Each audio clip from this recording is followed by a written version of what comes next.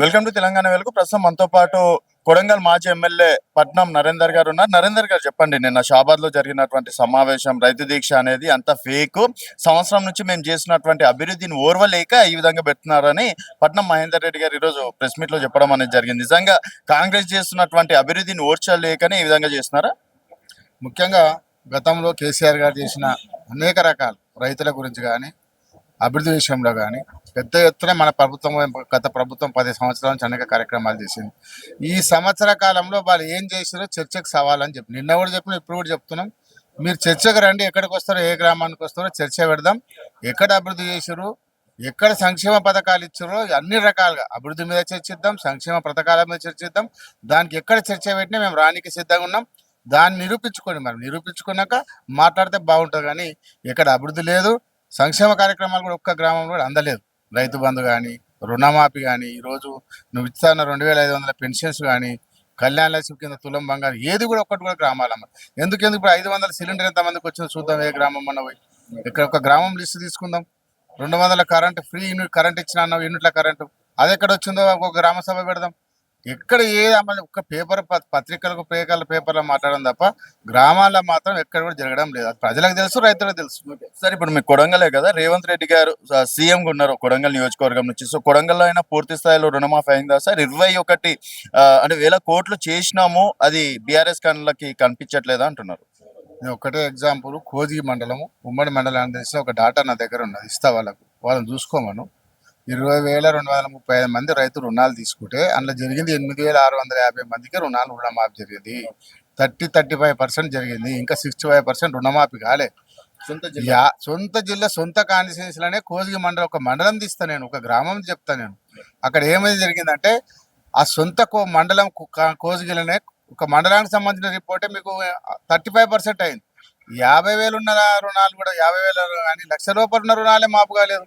నేను ప్రూఫ్తో సహా ఇస్తా, లిస్ట్ ఇస్తా, మరి పంపిస్తా. మీ ముఖ్యమంత్రి గారికి పంపాలన్నా, మీ మంత్రులకు పంపాలన్నా, ఎవరికి పంపాలన్నా, మన అగ్రికల్చర్ మినిస్టర్ గారికి పంపాలన్నా పంపిస్తా, చెక్ చేసుకోమనండి.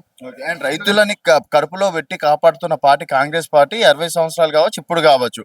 సో అసలు రైతుల గురించి మాట్లాడే నైతిక హక్కు మీకు లేదని చెప్పేసి అంటున్నారు సార్. వాళ్ళు మీరు 10,000 ఇస్తే వాళ్ళు 12,000 ఇస్తున్నామని చాలా గొప్పగా చెప్పుకుంటున్నారు. వాళ్ళు గొప్పగా చెప్పి ఎన్నికల ముందు 15,000 ఇస్తామని చెప్పి 3,000 తక్కువ చేసి 12,000 అంటారు. 12,000 ఇచ్చే గతి కూడా లేదు.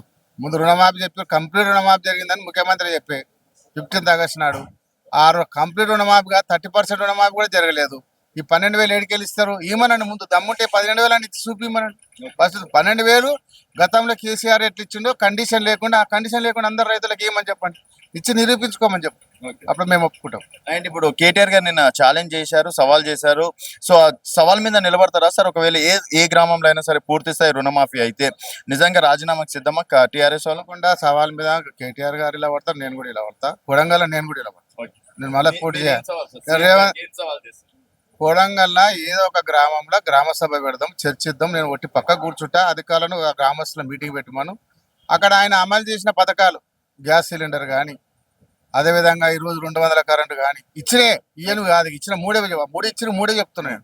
రుణమాఫీ మూడుటి మీద చర్చ పెట్టమని కంప్లీట్గా 50% కూడా దాటితే, ఎక్కడైనా 50-60% దాటితే నేను దేనికైనా సిద్ధం.